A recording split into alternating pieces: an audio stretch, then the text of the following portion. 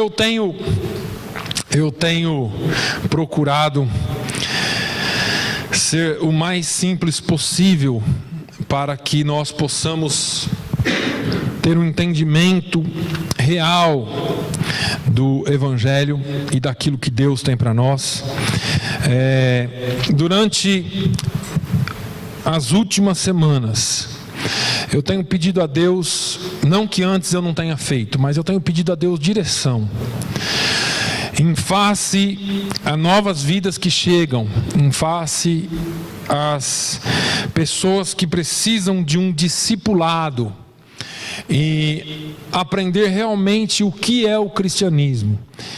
E nós temos, os pastores, quando nós nos reunimos aqui, nós falamos sempre em básico. Quando nós falamos de um time de futebol, e é engraçado porque quando eu falo com meu filho, ele fala assim: eu não gosto de treinar, eu gosto de jogar. Eu acho que o crente também é a mesma coisa, ele não gosta muito de treinar, ele gosta de jogar, né? Tá no jogo. E ele fala: pai, quando nós vamos para o treino é sempre a mesma coisa. Você sempre faz a mesma coisa, todo dia, 1000 vezes, 500 vezes a mesma coisa. E parece que na vida cristã nós queremos sempre inovar. Nós queremos sempre ir além, mas a Bíblia não mudou, a Bíblia é a mesma. É interessante, e eu não quero aqui de maneira nenhuma desfazer ou diminuir as revelações que Deus tem para o seu povo, mas nós precisamos algumas vezes voltar às bases do cristianismo, às bases do Evangelho, e entender, ou pelo menos pensar, se estamos pelo menos cumprindo o básico que Jesus nos mandou.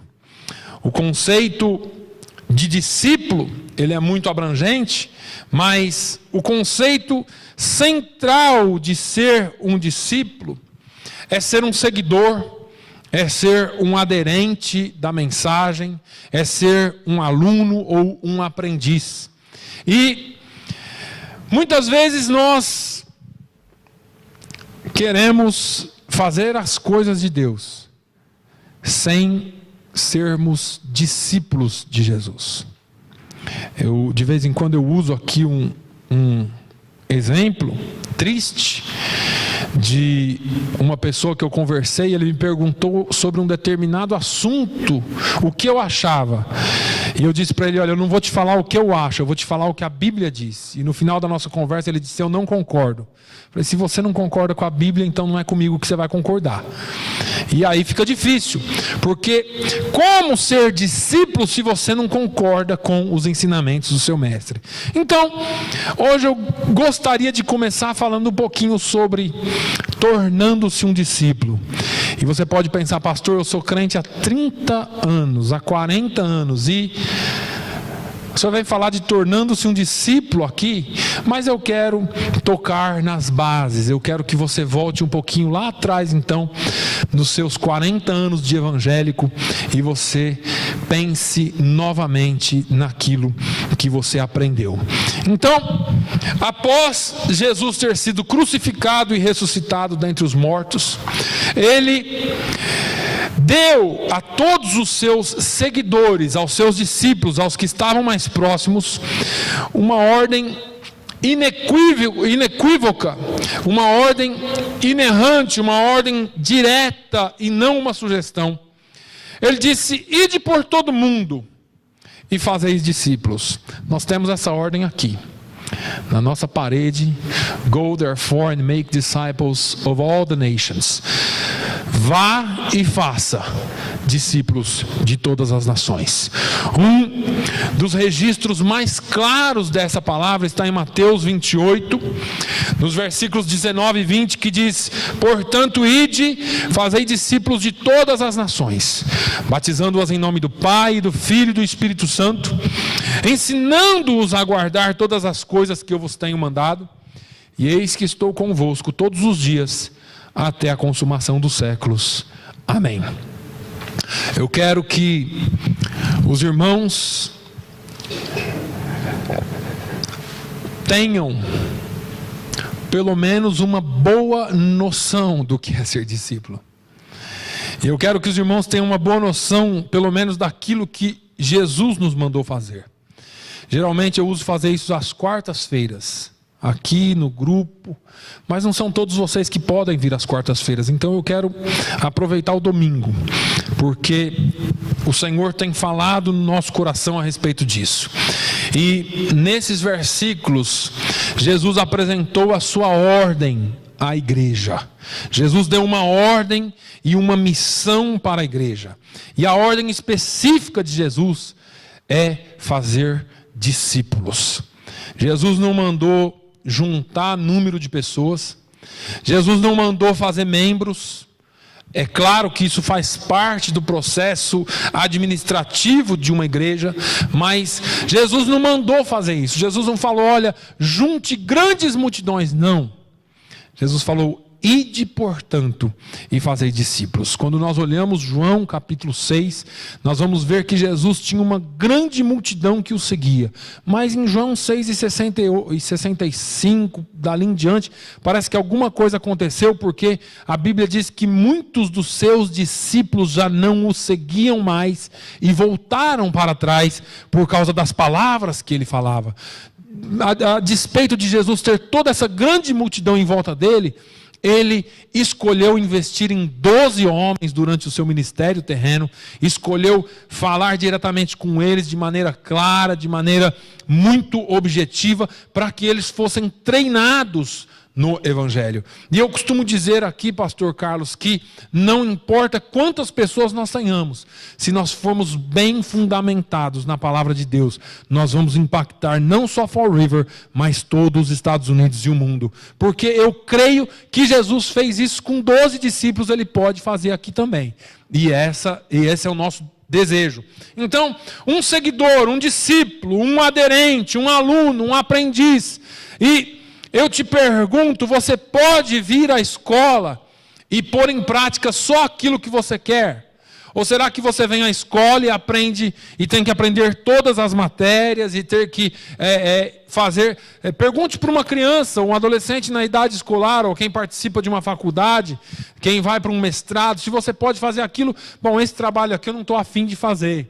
Essa coisa aqui eu não estou afim de fazer. Essa prova hoje eu não vou fazer não, porque eu não quero. Um discípulo, ele tem que estar sujeito ao seu mestre em todos os seus caminhos. E o conceito de discípulo hoje caiu tanto e se tornou só um aluno. Então eu sou aluno daquela escola. As pessoas não têm mais um modelo de vida a seguir. Mas, vamos lá. O primeiro aspecto, então, de ser discípulo é tornar-se um seguidor, um aderente. Seguidor de uma pessoa e um aderente dos seus ensinos. Em segundo lugar, dá a ideia de que alguém que é um aluno ou um aprendiz de alguma outra pessoa. Portanto, essas duas definições que eu dei descrevem alguém que está aprendendo os ensinamentos de alguém. E eu quero deixar bem claro aqui que todos nós estamos aprendendo. Nós nunca nos tornamos mestres em Bíblia. Nunca nos tornamos mestres. Podemos nos tornar mestres em Bíblia, mas não em vida cristã e nem naquilo que Deus tem preparado para o seu povo, porque cada dia a palavra de Deus é nova nas nossas vidas. Então, tanto a ideia do aluno como de você ser um aprendiz de uma matéria ou de alguém, parece que se encaixam na definição que Jesus nos deu dentro desta ordem. Nesta ordem, Jesus também nos explica como fazer discípulos. Ele disse-nos para batizar e ensinar. Então, em primeiro lugar, os discípulos deveriam ir, levar a mensagem da cruz a todas as nações. Eles deveriam batizar para publicamente identificar os crentes com Jesus, o seu ensino, a sua comunidade de seguidores. E deveriam ensinar para cuidadosamente os iniciar e ensinar os ensinamentos de Jesus. As exigências da atual sociedade nos leva a um passo mais acelerado das coisas. Nós acabamos, quando eu digo acabamos, nós recentemente entramos num caminho de vida totalmente diferente, totalmente novo para nós. Se eu me assentar com os mais velhos aqui, e eu acho que já às vezes no lugar que eu morava era um pouquinho mais atrasado com relação à informação, eu posso me identificar com a nossa infância, porque a nossa infância foi um pouquinho ou totalmente oposta ao que é hoje. A nossa vida, o nosso crescimento foi baseado numa estrutura familiar, onde o pai trabalhava, a mãe cuidava das crianças e do marido e das coisas da casa, e os filhos homens seguiam o pai no trabalho, as filhas mulheres aprendiam com a mãe em casa, e assim por diante. E hoje, a atual sociedade nos leva a um passo um pouco mais acelerado. Computadores, correntes infindáveis de informações, novas realidades de trabalho, o que nos exige uma aprendizagem contínua.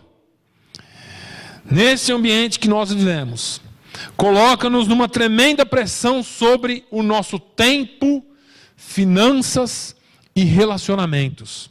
E aí, como cristãos, nós nos vemos em uma pressão ainda maior, porque além da família, além do trabalho, além dos nossos relacionamentos, além de ganharmos a vida, nós fazemos o melhor que podemos nos nossos lares, nos nossos relacionamentos, na nossa vida, mas existe um desejo de servir a Deus. E como é que eu posso servir a Deus nesta sociedade? Os estudantes têm que lidar com os trabalhos de casa, o homeworks, tarefas do lar, o envolvimento familiar, e ainda precisam vir para a igreja. Tudo isso envolve bastante tempo, bastante energia. E a nossa cultura procura fazer a nossa cabeça sobre tantas coisas, e a principal delas é o desenvolvimento pessoal. Nós queremos respostas rápidas para tudo. Não somos adeptos atualmente das soluções ou às soluções de longo prazo. Queremos instruções rápidas. Não queremos a capacidade de pensar com clareza, porque afinal de contas a televisão nos fala tudo o que fazer, as coisas, as redes sociais nos mostram tudo feito, e nós queremos essas respostas rápidas. Queremos treinamento intensivo. Se eu tenho que aprender alguma coisa, que seja já, rápido, e eu não quero um treinamento ao longo da minha vida toda, porque a vida toda é um aprendizado, mas tem alguns que pararam no meio do caminho. Queremos sonhos impossíveis, queremos que aconteça mágica, não uma aprendizagem séria e ordenada que nos levará a preencher aqueles pontos que nós precisamos que sejam preenchidos. Queremos exercícios para preencher as lacunas em branco, e não um pensamento ordenado em que nós possamos pensar biblicamente e desenvolver a nossa vida cristã com Deus. Queremos projetos para o momento, mas nós não queremos desenvolver projetos sólidos e sérios para daqui 2 ou 3 anos. E isso se acumula mais ainda com o pensamento equivocado de que nós podemos deixar de fazer, porque afinal de contas Jesus está voltando. Jesus vai voltar. Essa é a maior esperança da igreja. Mas até o último minuto você tem que ser um bom servo. Até o último instante, até o último segundo, você precisa servir a Deus com integridade. Porque muitos deixaram de fazer, porque muitos deixaram de trabalhar e cumprir a ordem de Jesus, porque afinal de contas Jesus estava voltando.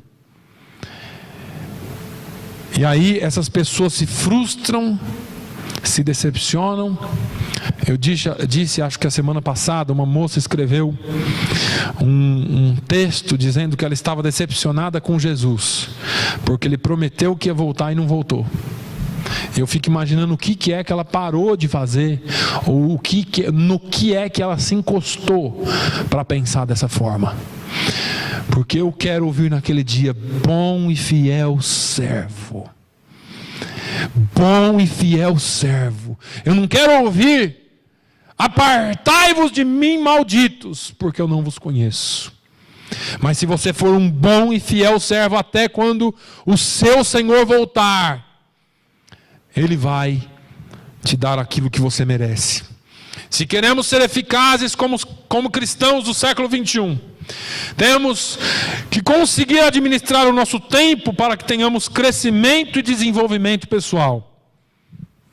Isso não pode de maneira nenhuma ser negligenciado nas nossas vidas, se quisermos produzir frutos que permaneçam.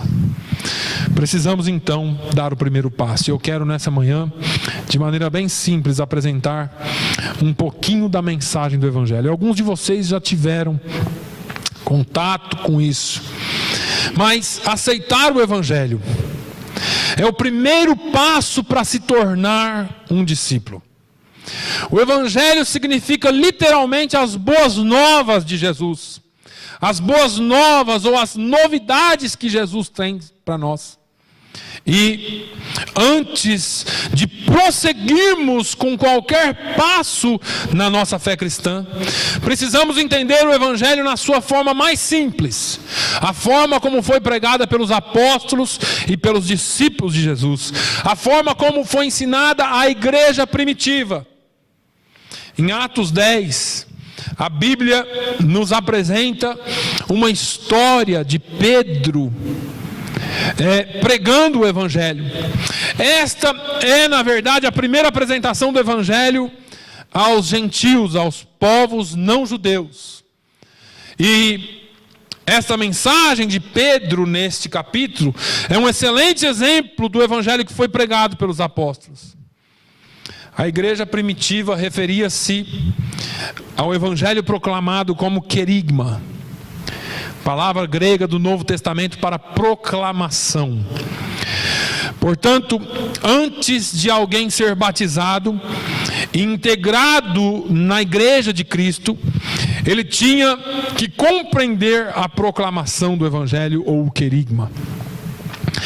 Pedro, falando em Atos, no capítulo 10 e no versículo 34 a seguir, ele nos dá um sermão. Ele fala: e abrindo Pedro a boca, disse: reconheço por verdade que Deus não faz acepção de pessoas, mas que lhe é agradável aquele que, em qualquer nação, o teme e faz o que é justo. A palavra que ele enviou aos filhos de Israel, anunciando a paz por Jesus Cristo, este é o Senhor de todos.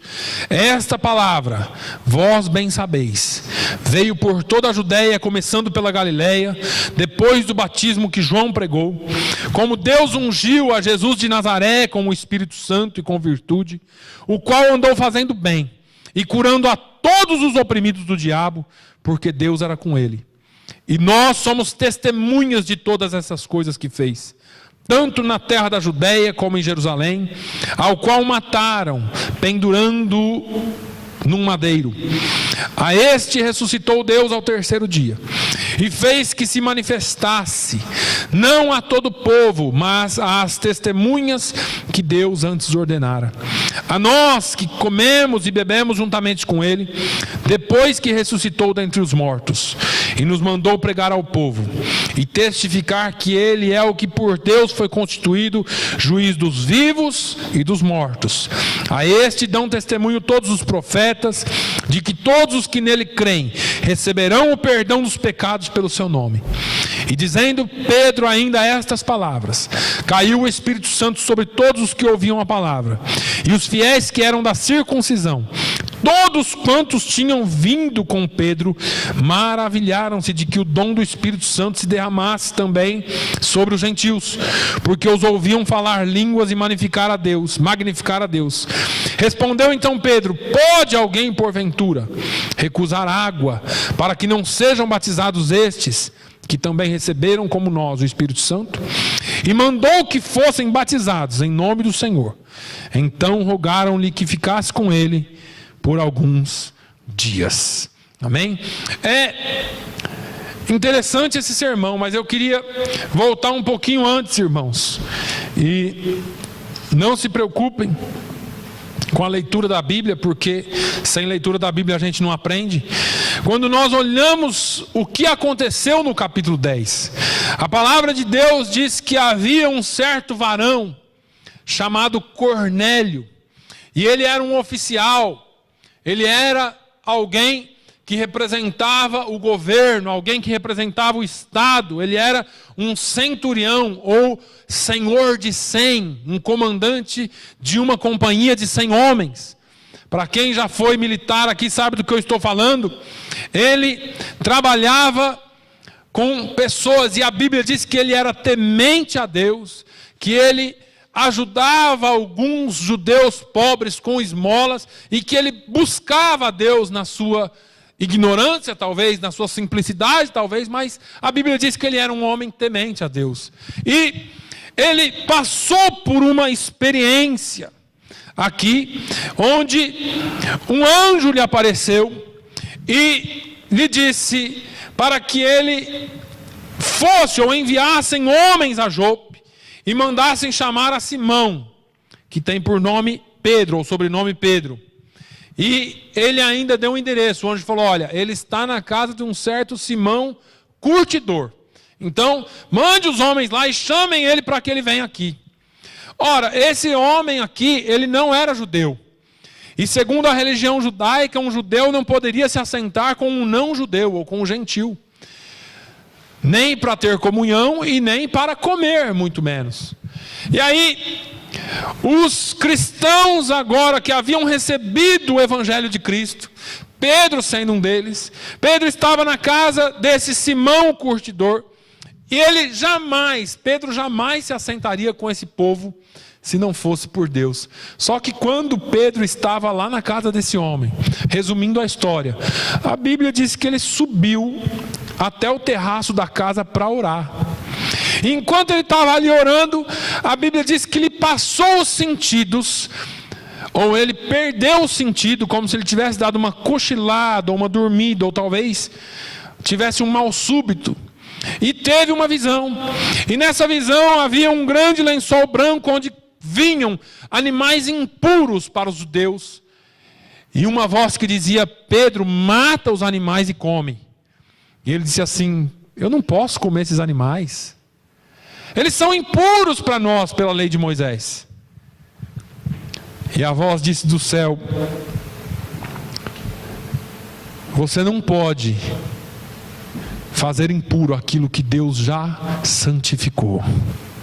Você não pode tornar impuro ou manter impuro aquilo que Deus já justificou, que Deus já santificou. E a Bíblia diz que ele teve essa visão novamente, enquanto ele ainda estava no terraço orando. Aqueles homens mandados por Cornélio bateram a porta e perguntaram: é aqui a casa de um certo Simão curtidor? E eles responderam: é aqui mesmo. Ele falou: tem um certo Pedro aqui com vocês? Tem um Pedro aqui. Pedro, ouvindo isso, desceu e foi ter com eles.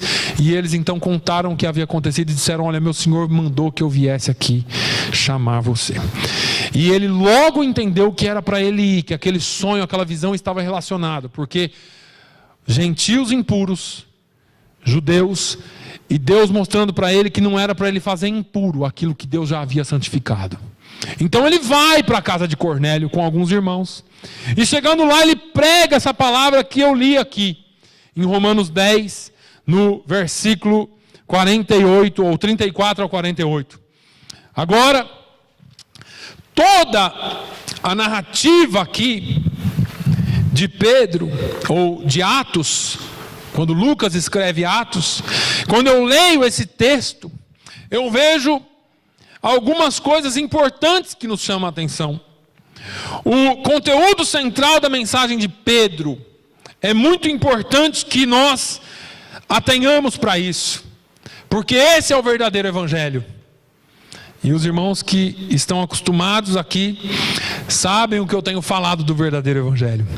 Cornélio precisava ouvir alguma coisa, ou algumas coisas essenciais a respeito de Jesus Cristo, e é isso que eu quero que você ouça hoje. que Jesus é Deus enviado pelo Pai.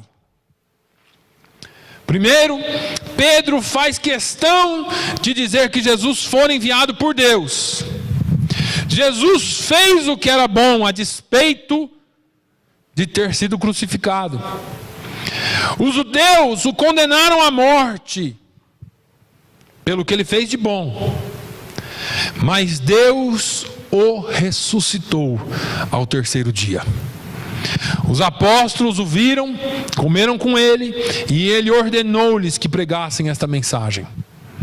Ele é juiz dos vivos e dos mortos, e todos que nele crerem receberão perdão dos seus pecados. Tudo isso foi anteriormente profetizado pelos profetas do Antigo Testamento. Irmãos, tem mais de 300 profecias sobre a pessoa e obra de Jesus no Antigo Testamento. Segunda coisa que me chama a atenção aqui, Pedro nos fala que precisamos, ou do que precisamos para ter nossos pecados perdoados. E quando Pedro afirma que ele é juiz dos vivos e dos mortos, e todos que nele crerem receberão perdão dos seus pecados, me vem à memória João 3,16, porque Deus amou o mundo de tal maneira que deu o seu Filho unigênito para que todo aquele que nele crê não pereça, mas tenha vida eterna. A palavra crer utilizada em relação a Jesus aqui não é o mesmo que acreditar, e é bom que você saiba disso. Porque acreditar, você pode acreditar ou não acreditar em alguma coisa.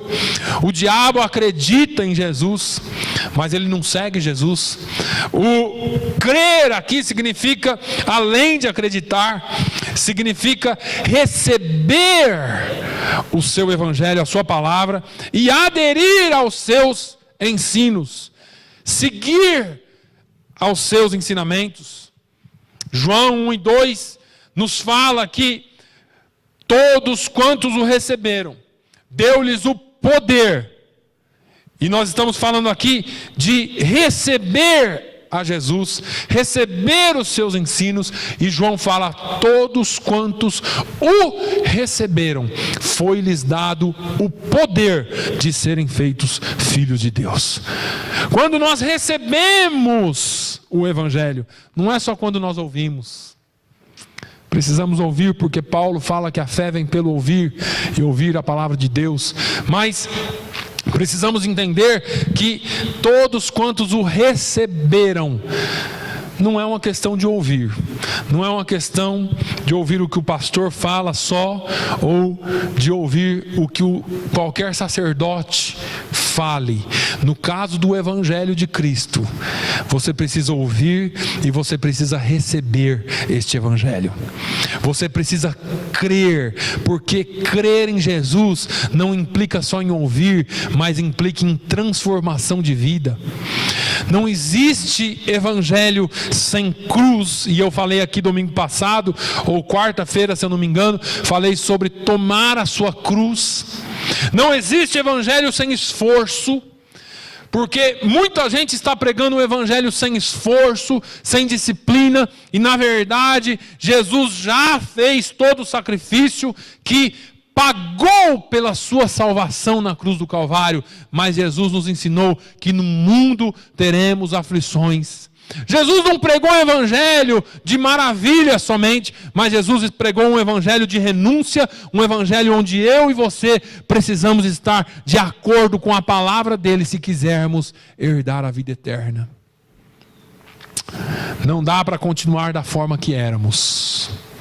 Se nós queremos seguir Jesus, esse evangelho tem que fazer uma transformação em nós. Paulo nos fala em Efésios 4, nos versículos 22 a 32, que quanto ao trato passado, o que vocês eram antigamente, vos despojeis ou despojeis do velho homem, que se corrompe pelas concupiscências do engano, e vos renoveis do espírito da vossa mente, e vos revistais do novo homem, que segundo Deus é criado em verdadeira justiça e santidade. Por isso deixai a mentira e falai a verdade, cada um com o seu próximo, porque somos membros uns dos outros. Irai-vos e não pequeis, não se põe o sol sobre a vossa ira. Não deis lugar ao diabo. Aquele que furtava, não furte mais, antes trabalhe, fazendo com as mãos o que é bom, para que tenha o que repartir com o que tiver necessidade.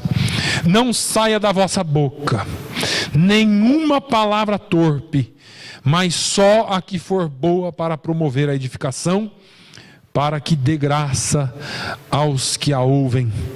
E não entristeçais o Espírito Santo de Deus, no qual estáis selados para o dia da redenção. Toda amargura, e ira, e cólera, e gritaria, e blasfêmia, e toda malícia sejam tiradas dentre vós. Antes, sede uns para com os outros benignos, misericordiosos, perdoando-vos uns aos outros, como também Deus vos perdoou em Cristo. Esse é o novo homem. É desse evangelho, ou é esse evangelho que nós anunciamos. Um evangelho de transformação, um evangelho que não entra só aqui, mas quando você ouve aqui, ele tem que descer para cá, porque tem que produzir frutos que durem para sempre. Não pode ser um evangelho fraco, onde tudo é válido, porque afinal de contas Jesus já morreu por nós.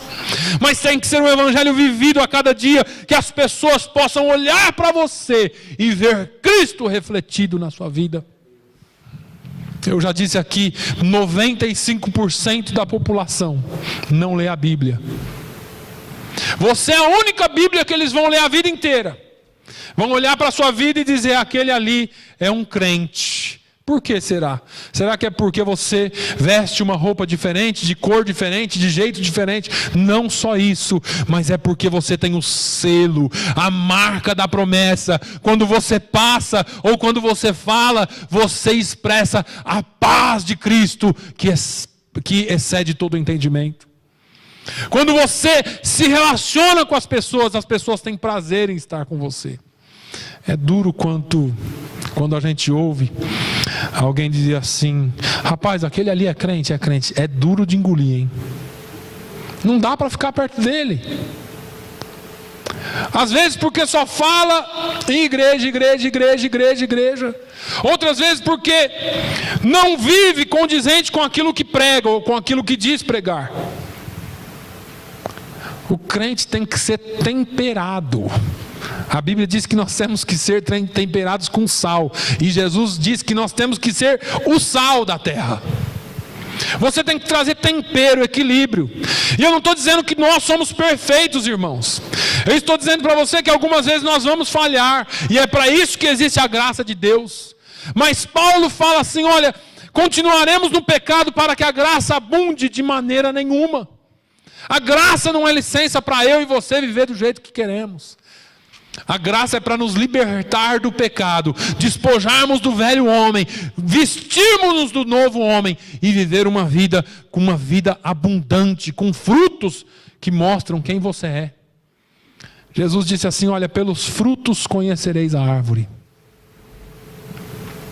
Pedro também diz que todos quantos creram na palavra, ou Atos diz que todos quantos creram na palavra foram batizados.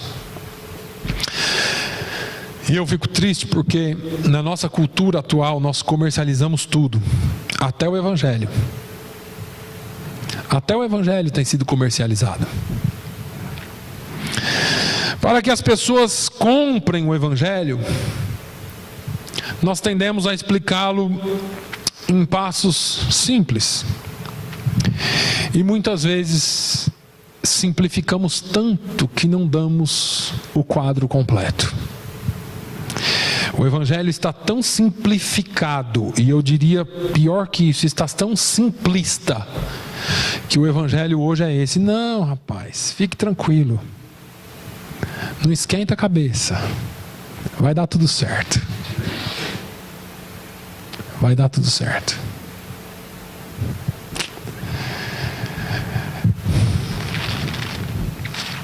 E aí chegamos onde chegamos hoje. As pessoas recebem esse pacote incompleto com o nome de evangelho. Pensam que aquilo que estão vivendo é o verdadeiro evangelho de Cristo. Não importa como você está, o importante é o número de pessoas que eu consigo atrair para a minha igreja. E assim as pessoas continuam vivendo as suas vidas, os seus pecados, os seus delitos, e nunca sofrem uma genuína transformação. São pessoas convencidas e não convertidas. O verdadeiro evangelho traz conversão de vida. O verdadeiro evangelho traz mudança completa de vida. Pastor, tem hora que eu não consigo. Mas você está aqui. E às vezes, se você não conseguir, essas vezes que talvez, se porventura você não conseguir, são aqueles momentos que João disse: filhinhos, não pequeis. Mas se porventura algum de vós pecardes, nós temos um advogado diante do Pai. Aleluia. Foi por isso que Jesus veio. Foi por isso que Jesus te amou tanto. Foi porque num quadro que você pode pintar de um júri, nós temos um Deus que é justo, e pela sua justiça Ele não suporta o pecado. E eu e você estávamos assentados no banco dos réus. E um dia o nosso acusador chega diante do Pai, porque Apocalipse diz que ele vai diante do Pai. E ele diz assim: está vendo lá aquele pastorzinho daquela igrejinha lá em Fall River? Ele pecou de novo. E Deus, na sua justiça, talvez se levante e diga morte para ele, porque o salário do pecado é a morte. E aí se levanta o nosso advogado, com as mãos furadas, o lado furado, a cabeça toda cravejada pelos cravos e pelos espinhos da cruz, e diz: não, eu já paguei o preço por essa vida. É esse evangelho que eu e você precisamos viver. Não um evangelho que nós podemos pecar todo dia, mas se acontecer na sua vida, você tem um advogado justo e fiel que vai se defender e vai defender a sua causa. E é interessante uma história que eu já contei aqui. Um sujeito vivia cometendo crimes na cidade. E um dia ele cometeu um crime que era impossível resolver. E ele correu atrás do melhor advogado que tinha na região. E o advogado pegou o caso dele e falou: eu resolvo, fica tranquilo. E foram diante do juiz, aquele palco todo armado, e o advogado com muita eloquência resolveu a situação. E aquele homem foi livre. E mais uma vez ele cometeu um outro crime, e aquele advogado entrou com a sua causa e resolveu o crime. E ele foi livre. E um dia, passaram-se muitos anos, aquele homem mais uma vez cometeu um crime. E ele procurou pelo advogado por todas as partes e não achou.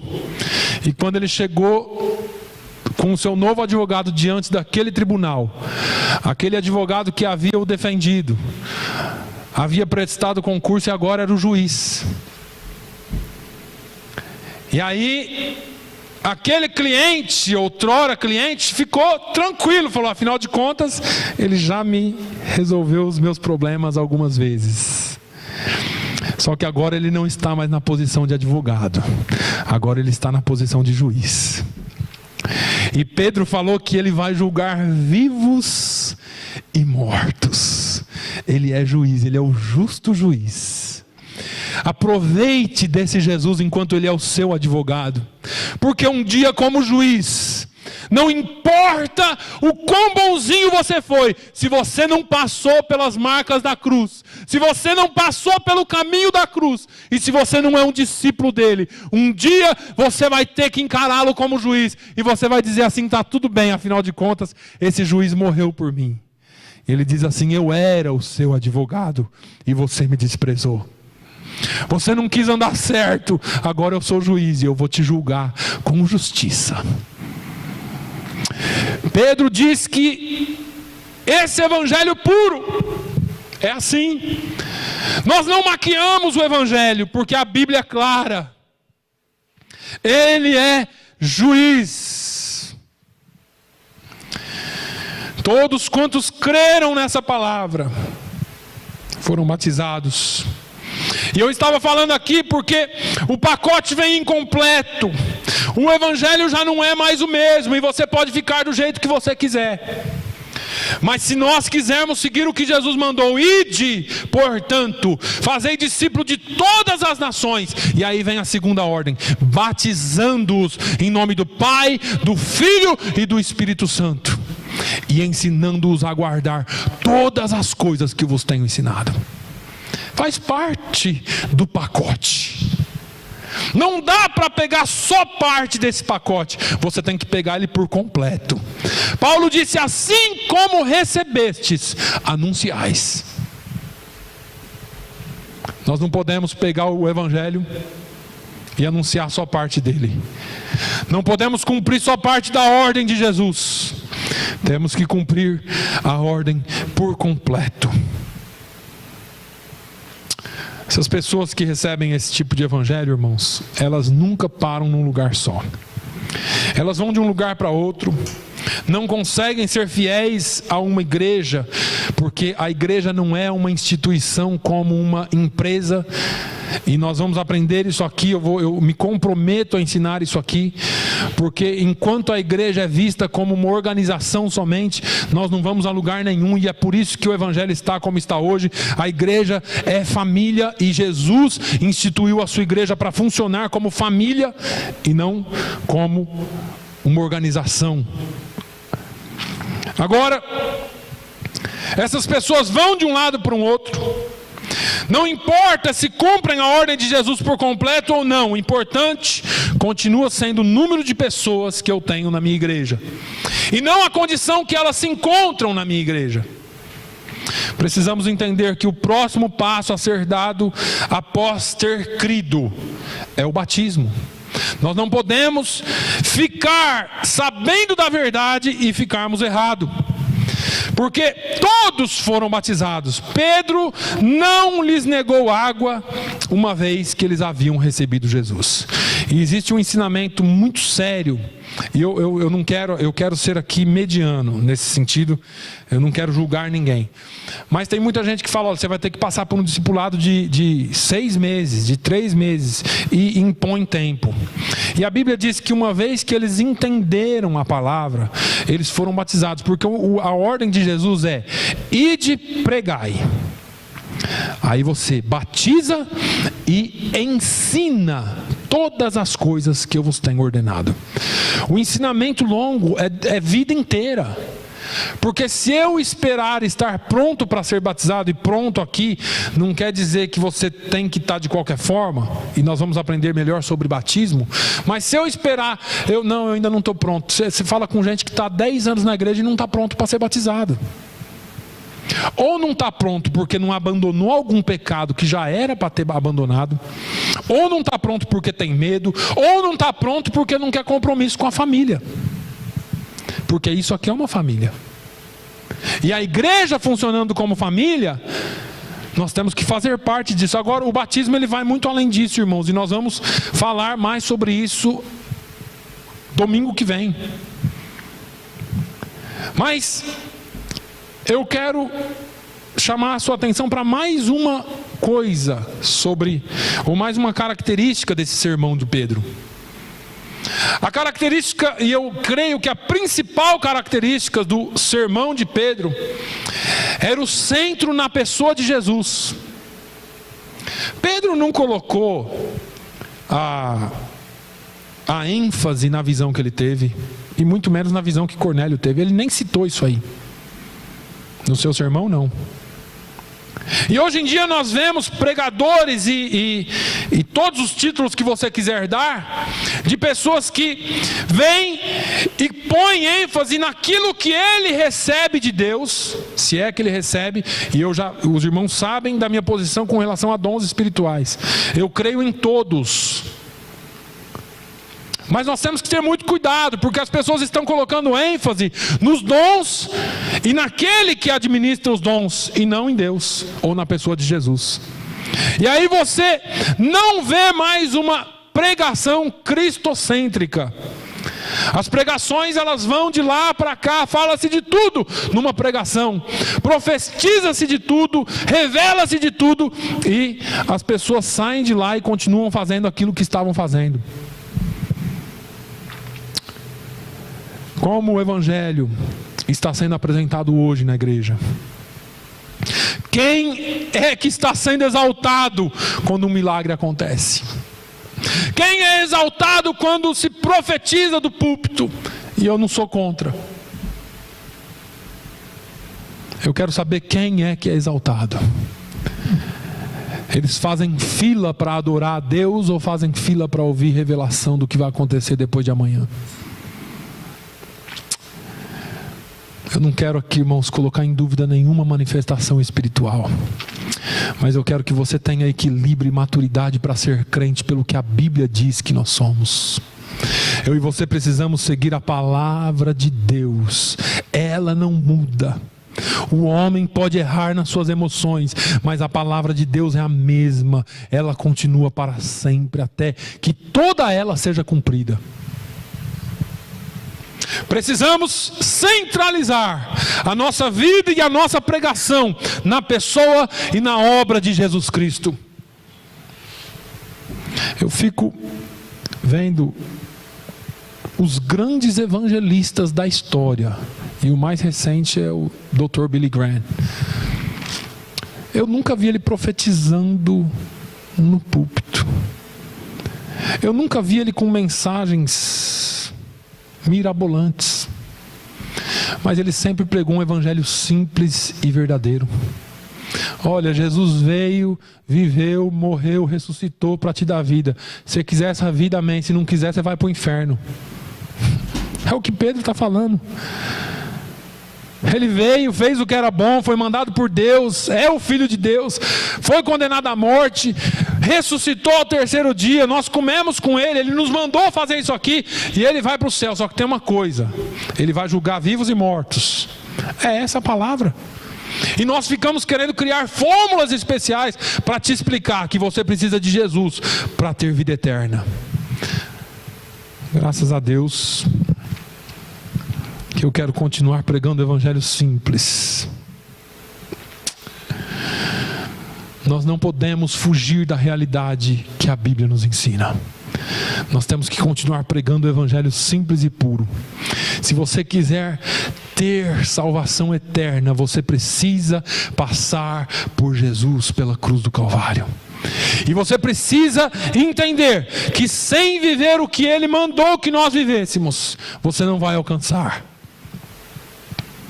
Pastor, Jesus vai voltar? Vai voltar, irmãos.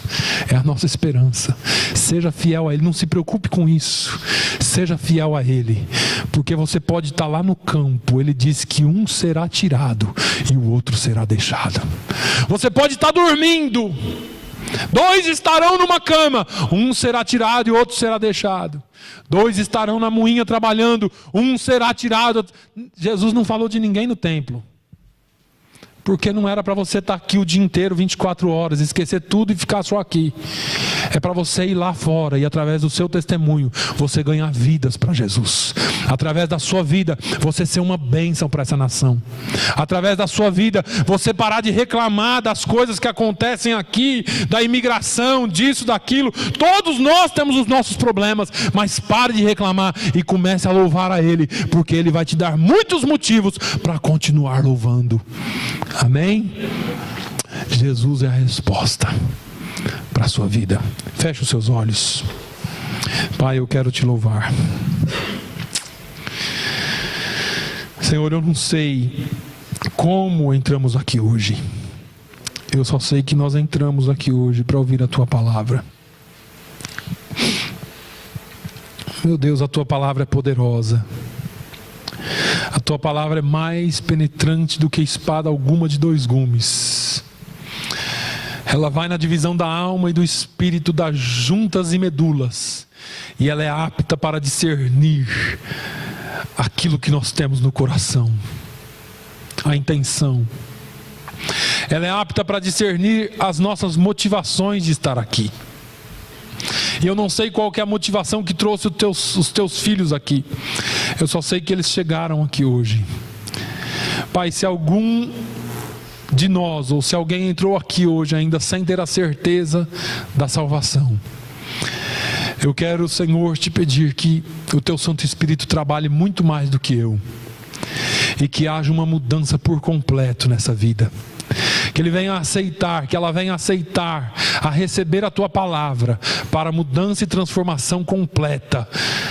Oh meu Deus, que muito mais do que sair falando que é crente, nós possamos viver como crentes fiéis a Ti. Muito mais do que sermos só crentes, que nós possamos ser verdadeiros discípulos Seus neste lugar. E que a Tua palavra e o Teu nome seja exaltado através da vida de cada um aqui. Senhor, que nós possamos entender o Evangelho de forma completa e que nós possamos vivê-lo de forma completa, para a honra e para a glória do nome de Jesus.